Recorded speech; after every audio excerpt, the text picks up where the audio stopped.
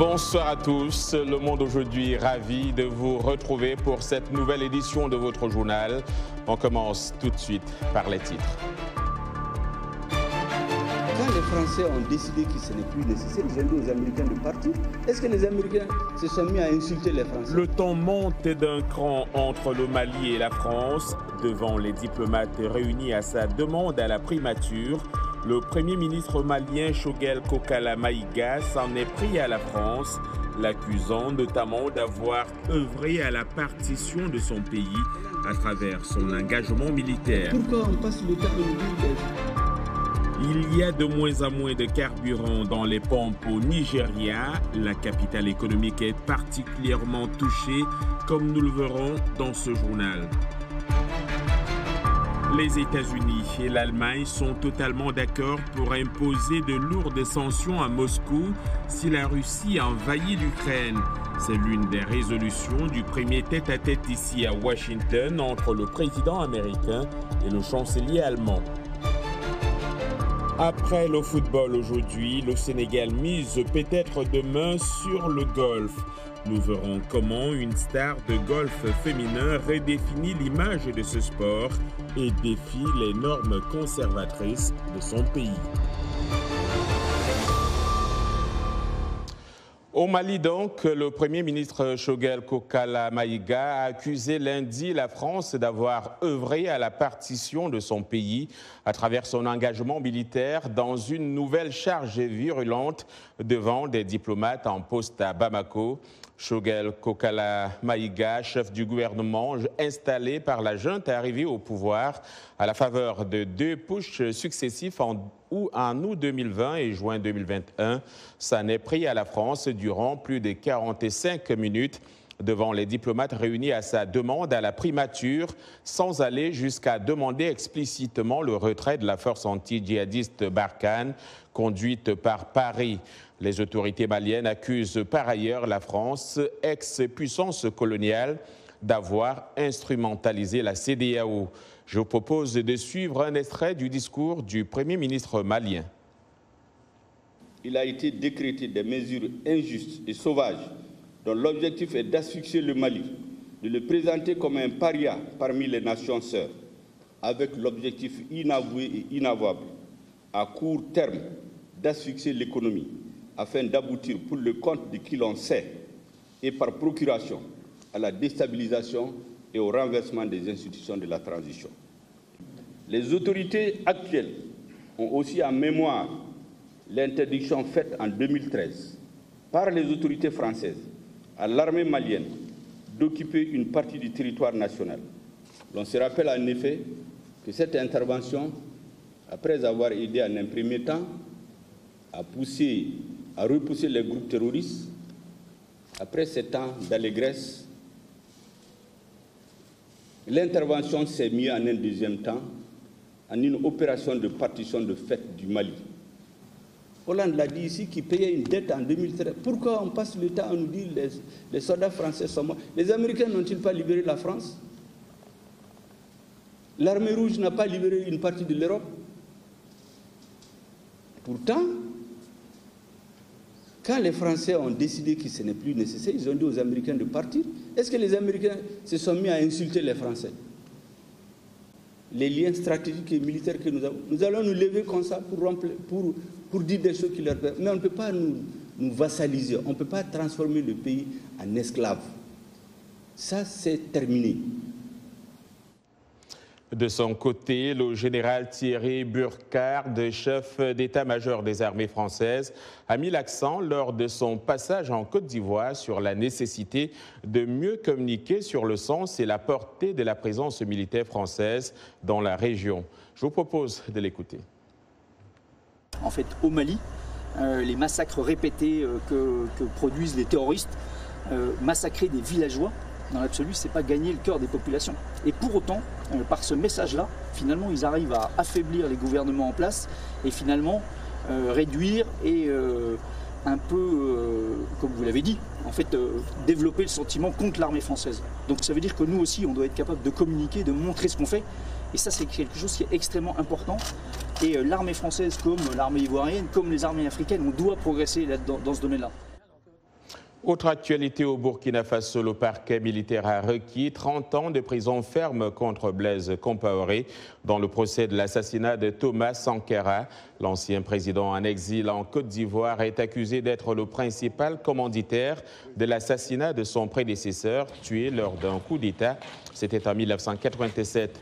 Lors de son réquisitoire, ce mardi, le parquet militaire a demandé au tribunal de reconnaître Blaise Compaoré coupable d'attentat à la sûreté de l'État, de recel de cadavres et de complicité d'assassinat.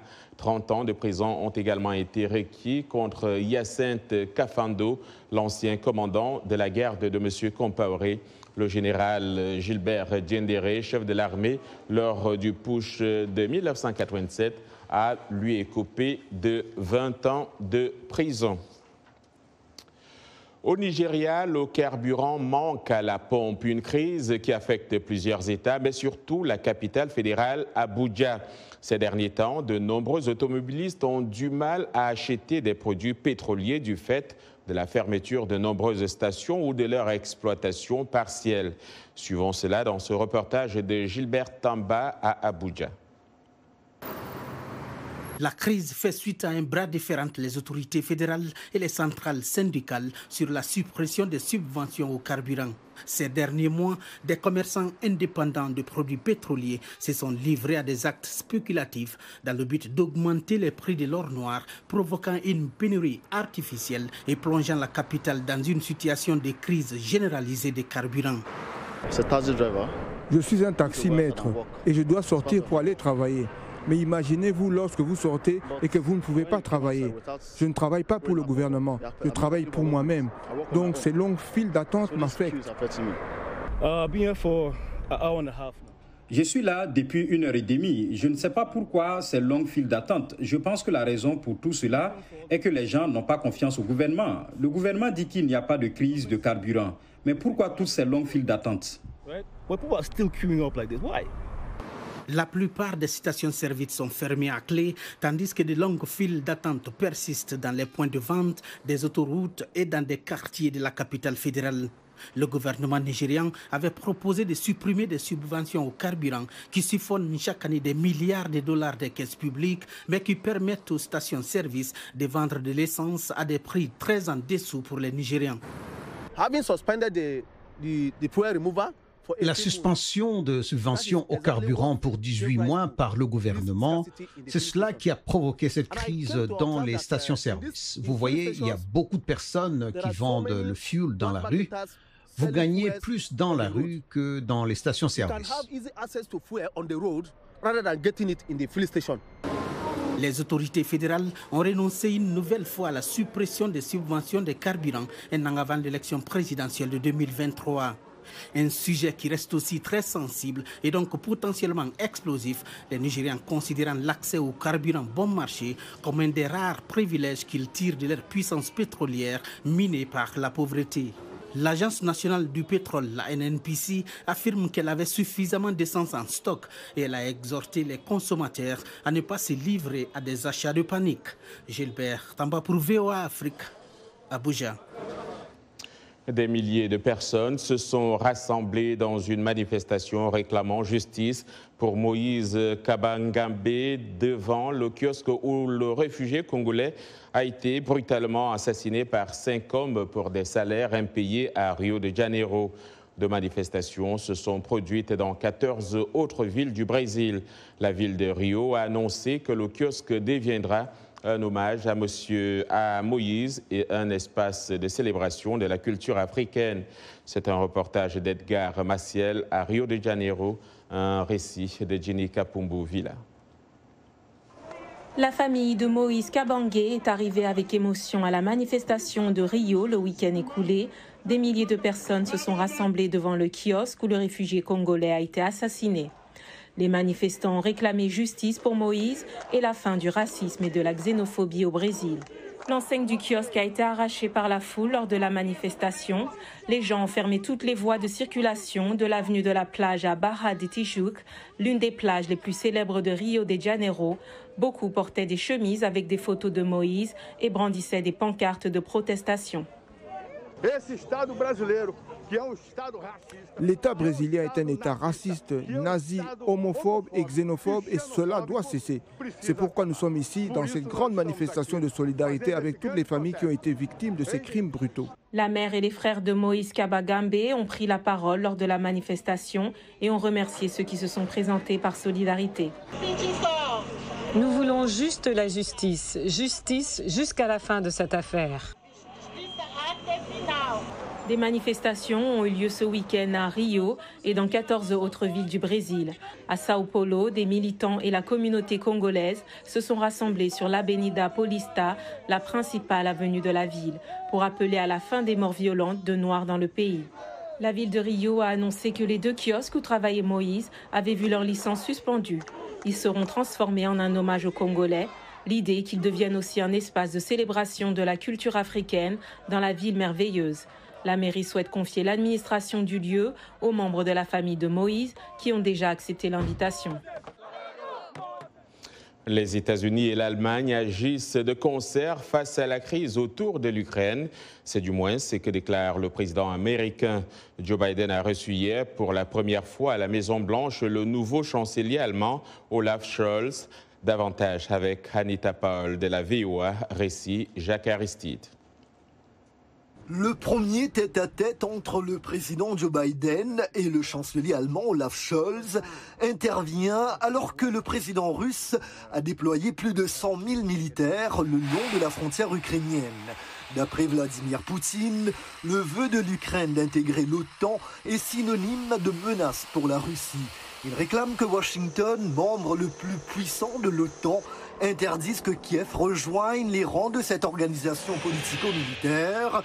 Pour les Américains, c'est un choix qui appartient à l'Ukraine.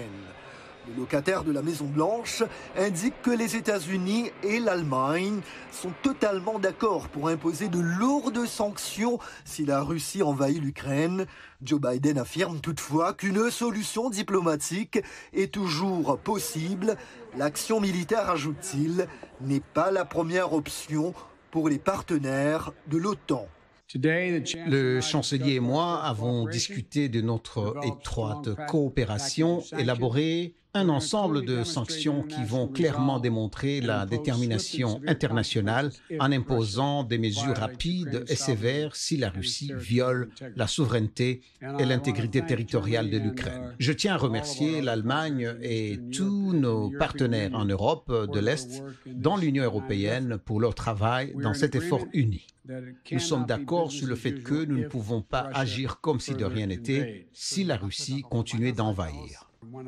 Avis partagé par le chancelier allemand, mais Olaf Scholz s'est abstenu de commenter le projet de gazoduc Nord Stream 2 qui vise à livrer à l'Europe environ 55 milliards de mètres cubes de gaz à partir de la Russie.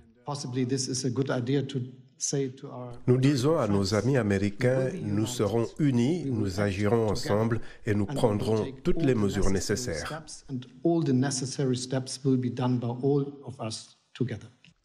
Le président Biden, cependant, déclare que le projet serait bloqué en cas d'invasion russe de l'Ukraine.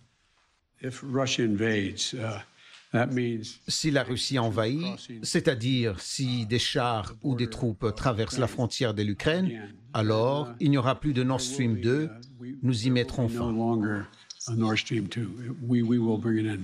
L'ancienne chancelière Angela Merkel était ouvertement en désaccord avec le président Biden sur le sort de ce gazoduc. Pour sa part, le chef de l'État français, Emmanuel Macron, a rencontré aujourd'hui son homologue ukrainien, Volodymyr Zelensky, à Kiev, après son entretien hier avec Vladimir Poutine à Moscou. À l'issue de ces réunions, le président Macron croit possible de faire avancer les négociations de paix entre la Russie et l'Ukraine. Pendant ce temps, le chef de la diplomatie américaine, Anthony Blinken, se rend ce mardi en Asie-Pacifique. Washington espère consolider des partenariats locaux face à une Chine conquérante. Anthony Blinken doit passer 3 jours à Melbourne pour une réunion des ministres des Affaires étrangères du Quad, une alliance des États-Unis avec l'Australie, l'Inde et le Japon. Cette réunion sera consacrée au Covid-19 et au réchauffement climatique. et va préparer l'ordre du jour pour une réunion des chefs d'État prévue vers le milieu de l'année. Le secrétaire d'État américain va rencontrer des hauts fonctionnaires australiens, dont le Premier ministre Scott Morrison, avec qui il devrait tenter de renforcer l'alliance militaire trilatérale entre l'Australie, le Royaume-Uni et les États-Unis.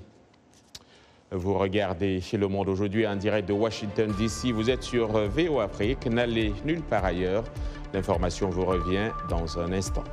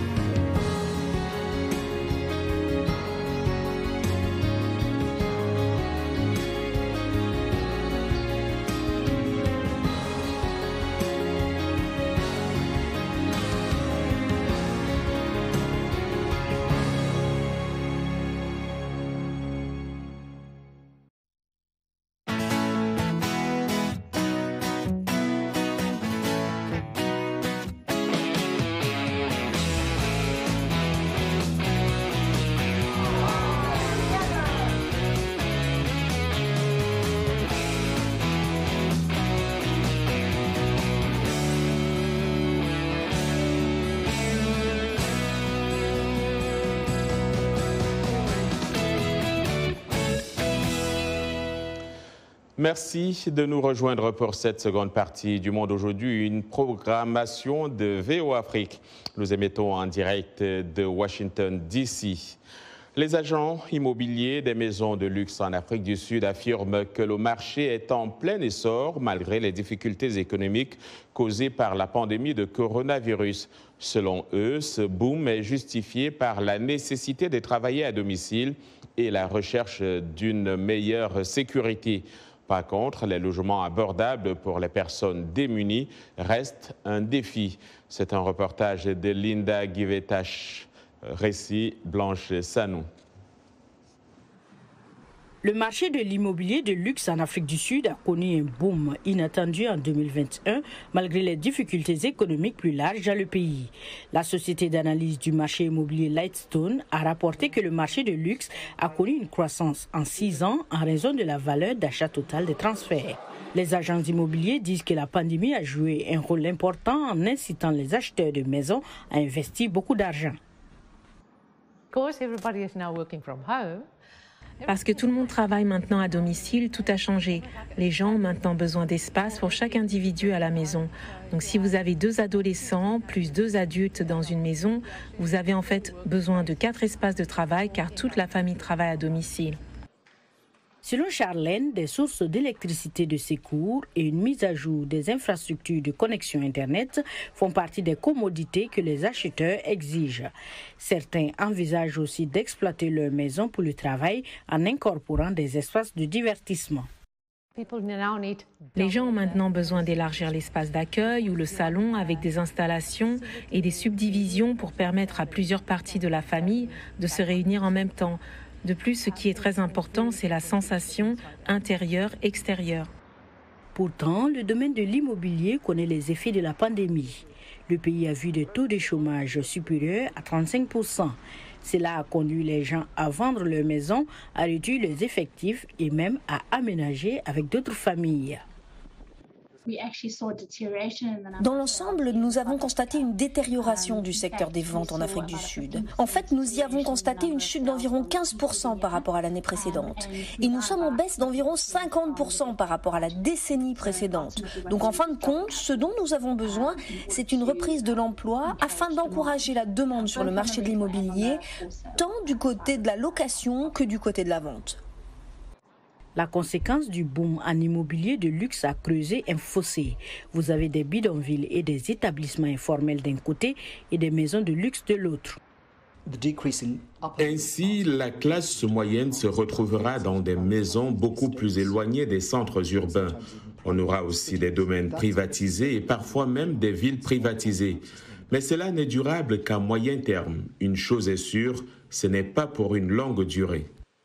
Les perspectives à long terme sur le marché du logement ne sont pas encore claires, alors que les effets de la pandémie se font ressentir.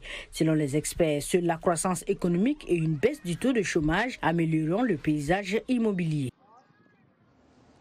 Une pénurie de chauffeurs de camions aux États-Unis a conduit à toutes sortes de problèmes pour les consommateurs et les entreprises. Ainsi, certaines entreprises de camionnage font tout leur possible pour obtenir de nouveaux pilotes. C'est un reportage à New York de Amshuman Apte, un récit de Ginny Kapumbu Villa. Karina Deressous pratique comment garer en marche arrière un remorqueur, également appelé poids lourd, dans un coin de rue calme du Bronx à New York. Elle est chauffeur d'autobus scolaire et elle aspire à être chauffeur de camion. Pour apprendre la technique de stationnement, elle s'est inscrite à une école de conduite commerciale de New York. Je ne le vois pas comme un défi. Je pense que de la même manière que les hommes peuvent le faire, les femmes peuvent le faire. Je pense que l'égalité est la chose la plus importante en ce moment. Je sais qu'en tant que mère, ça sera un peu difficile pour moi, mais je ne prévois pas d'aller dans différents États. Je prévois de faire la plupart du temps du travail local. Selon les données compilées par l'American Trucking Association, il y avait environ 167 000 femmes conductrices de camions en 2001. Elles étaient plus de 260 000 en 2020. D'autres minorités, telles que les Afro-Américains, les Hispaniques et les Asiatiques, ont vu leur représentation d'environ 26% en 2001 passer à 42% en 2020.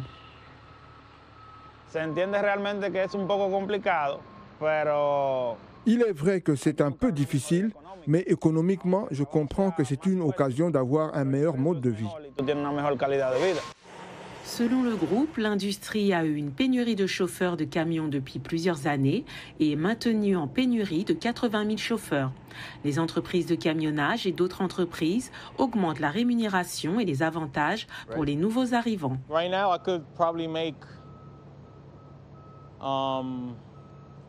En ce moment, je pourrais probablement gagner $1 000 en tant que chauffeur de taxi. Avec une licence CDL, permis de conduire commercial, et un poids lourd, je pourrais probablement gagner $2 000 à $2 500 par semaine. Les écoles de conduite bénéficient également de la hausse du taux d'inscription. Peut-être environ 50% de plus. Je ne serai pas capable de doubler ça. Mais juste à cause de la promotion et des offres à de nouveaux chauffeurs, oui, vous avez une augmentation constante. Selon les experts, la pénurie de conducteurs s'améliorera au fur et à mesure que davantage de personnes rejoindront la profession de conducteur de poids lourds. Et cela changera également le visage de l'industrie du camionnage qui a été dominée par des hommes blancs pendant des décennies. Voilà qui est dit. En sport football, les Lions de la Teranga, champions de la Coupe d'Afrique des Nations, sont en ce moment même en train d'être reçus au palais présidentiel à Dakar par le président Macky Sall. Ils ont été décorés, comme promis hier, par le président sénégalais.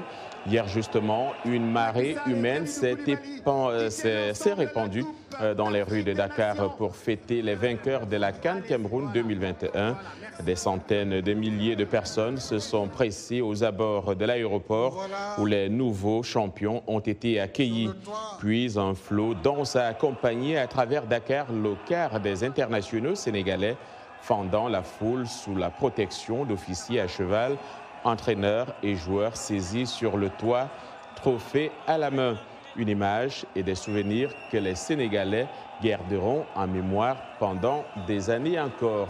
La prochaine Coupe d'Afrique des Nations se tiendra en Côte d'Ivoire en 2023. On reste au Sénégal pour parler du golf, parfois perçu comme un sport accessible uniquement à l'élite. Mais une star sénégalaise du golf féminin redéfinit l'image de ce sport et défie les normes conservatrices de son pays. C'est un reportage d'Annika Amershashlak à Sali, récit d'Ilidiko.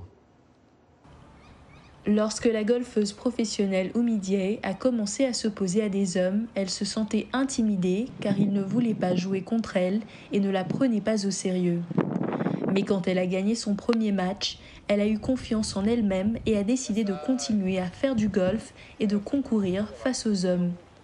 Aujourd'hui, étant la seule golfeuse professionnelle au Sénégal, elle joue presque exclusivement contre des hommes. Maintenant, je suis habituée de jouer avec les hommes. Je m'entraîne matin, midi, soir. Je suis à la salle, je fais 3 fois, 4 fois dans la semaine. Donc, c'est ça aussi qui me donne plus de confiance. Oumi Dieye est devenue une professionnelle du golf il y a 7 ans. Elle s'est classée dans des dizaines de compétitions à travers le monde, notamment en Thaïlande, au Kenya et en Afrique du Sud. Ses succès sont particulièrement remarquables au Sénégal, un pays conservateur et musulman où les femmes sont parfois découragées de pratiquer des sports, en particulier au niveau professionnel. Quand on est musulman, on préfère toujours garder les filles à la maison pour leur trouver un mari et de rester comme femme de maison. En 2000, la Fédération sénégalaise de golf a accepté d'aider Oumi Dieye à créer une académie de golf en vue des Jeux olympiques de la jeunesse prévus au cours de l'été 2026 à Dakar. Ce seront les premiers Jeux olympiques organisés en Afrique. Le projet a été reporté à cause de la pandémie, mais il devrait redémarrer cette année. La joueuse de golf sera chargée de former la toute première équipe nationale du Sénégal avec un accent particulier sur la préparation de la prochaine génération de golfeuses dont sa fille fait partie.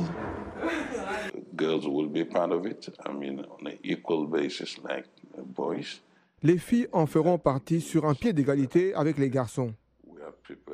C'est quelque chose que nous sommes prêts et engagés à faire. Oumi a aussi cette vision et s'engage à promouvoir les filles pour leur donner des opportunités et les aider à atteindre de plus hauts niveaux. Oumi Dieye dit qu'elle espère trouver un sponsor afin de continuer à concourir au niveau international et former la prochaine génération de golfeuses sénégalaises. D'une reine du golf, passons à la reine d'Angleterre. Une salve de 62 coups de canon à la Tour de Londres. C'était hier pour marquer le 70e anniversaire de l'accession au trône de la reine Elisabeth II. La compagnie de l'honorable Artillerie Royale, le plus ancien régiment de l'armée britannique, joue un rôle cérémonial unique en assurant la garde d'honneur à Guildhall et les salves de canon à la Tour de Londres. Elisabeth est devenue la reine de Grande-Bretagne et de plus d'une douzaine d'autres royaumes, dont le Canada, l'Australie et la Nouvelle-Zélande. À la mort de son père, le roi George VI, le 6 février 1952, alors qu'elle se trouvait au Kenya pour une tournée internationale à l'âge de 25 ans. Et c'est la fin de ce journal. Merci d'avoir suivi. Au nom de toute l'équipe, je vous dis merci donc d'avoir suivi. Demain est un autre jour. D'ici là, passez une excellente soirée.